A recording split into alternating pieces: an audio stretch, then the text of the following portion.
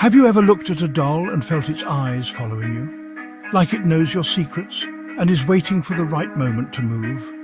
Tonight, we're unraveling a spine-chilling story about a haunted doll that tore a family apart. By the end of this, you might think twice before keeping a doll in your home.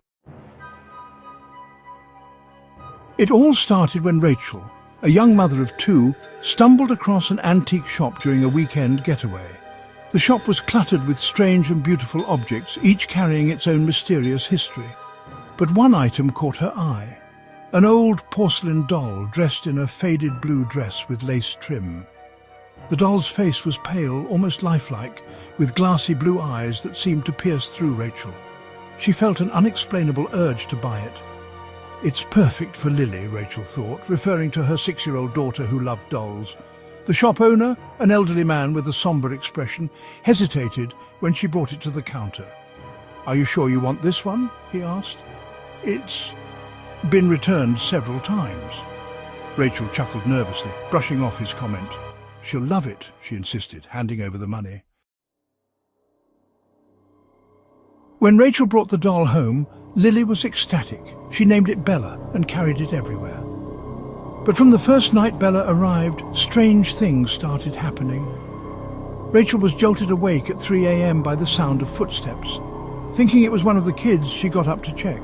But when she peeked into Lily's room, she saw her daughter fast asleep, Bella sitting neatly on the shelf. Shrugging it off as her imagination, Rachel went back to bed. The next morning, Lily complained that Bella had moved during the night. "She was on my pillow when I woke up," she said. Rachel laughed it off, assuming Lily had moved the doll herself. But as the days passed, the incidents grew more unsettling. Doors would creak open on their own. Lily's toys were found scattered across the house, even though they'd been put away. The family's dog, Max, started growling at Bella, refusing to enter Lily's room. And then there was the laughter, soft, childlike giggles echoing through the house when no one was around. One night, Rachel decided to test her suspicions. She placed Bella on a chair in the living room and set up her phone to record overnight. The next morning, she watched the footage with trembling hands. At 2:47 a.m., the doll's head turned ever so slightly, and its arm shifted as if reaching out for something. Terrified, Rachel confided in her husband, Mark, who dismissed her fears as paranoia. "It's just an old doll," he said. But even he couldn't ignore what happened next. One evening, while the family was having dinner, a loud crash came from the living room. They rushed in to find the framed family photos on the mantel smashed to the ground. Bella was sitting upright in the middle of the floor, though no one had moved her there. Mark finally agreed to get rid of the doll.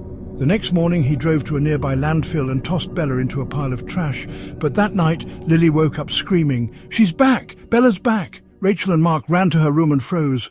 There, sitting on Lily's shelf, was Bella, her glassy eyes gleaming in the moonlight. Desperate, Rachel reached out to a local paranormal investigator named Claire. When Claire arrived, she immediately felt the oppressive energy in the house. She examined Bella and confirmed their worst fears. The doll was a conduit harboring a malevolent spirit. Claire performed a cleansing ritual using sage, salt and prayers to banish the spirit. As the ritual progressed, the house seemed to come alive. Lights flickered, walls creaked, and a cold wind swept through the rooms. Bella's glass eyes seemed to darken, and then, with a loud crack, the doll split in two.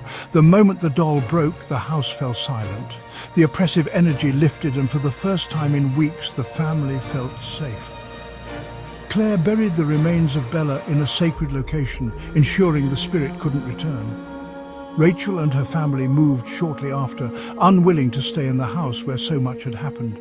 To this day, Rachel warns others to be cautious of what they bring into their homes. "Some things carry stories," she says, "and not all of them have happy endings." If this story gave you chills, make sure to subscribe and stick around for more tales that might just keep you up at night.